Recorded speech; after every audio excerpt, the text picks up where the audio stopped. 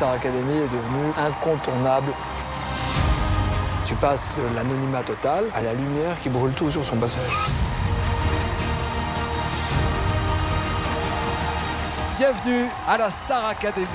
En 2023, la télévision regarde clairement dans le rétroviseur. Face à l'explosion de l'offre, à la concurrence des plateformes et à la fragmentation des publics, les chaînes choisissent une stratégie simple et efficace, celle de la nostalgie.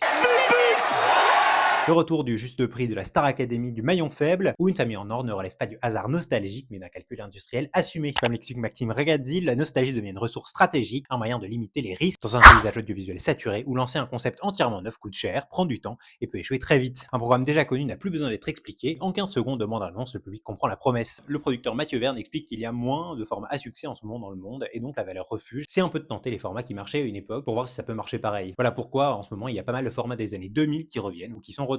Ces reboots ne sont jamais des copies conformes, ils sont pensés comme des objets hybrides, suffisamment familiers pour rassurer et suffisamment modernisés pour s'adapter aux usages actuels. Une nouvelle mise en scène, rythme accéléré, incarnation plus bienveillante, dispositifs numériques et forte présence sur les réseaux sociaux, la nostalgie est retravaillée pour coller à notre époque. Mathieu Verne continue en prenant l'exemple de la Star Academy qui, fort de soirées spéciales réussies sur TF1, décide de relancer l'émission. Il y avait suffisamment de temps pour que les jeunes qui sont prescripteurs de ce genre d'émission n'aient pas vu le programme. Ces jeunes-là, ajoutés aux gens qui la connaissaient de l'époque et qui avaient cette nostalgie, qui l'avaient regardée à l'époque, c'était un peu plus rassurant pour lancer un nouveau programme. Mais cette nostalgie à la télé dit aussi autre chose, la télé, elle veut redevenir un refuge collectif. Après la pandémie, l'inflation et l'actualité internationale très instable, le public plébiscite des formats connus, fédérateurs, capables de recréer un rendez-vous commun. Ce que le monde appelle la télé doudou, elle endort pas, elle sécurise. Mais cette stratégie, elle pose une question de fond. À force de recycler ses succès passés pour se protéger, la télévision ne risque-t-elle pas de freiner ses capacités à inventer les grands formats de demain et finalement n'est-ce pas reculer pour mieux sauter? Chaque jour, on revient sur les 24 dernières années qui ont façonné les médias d'aujourd'hui. Dites-moi ce que vous pensez de cette vague de nostalgie à la télé et n'hésitez pas à vous abonner pour ne rien rater de la fin de ce calendrier de l'avant médiatique.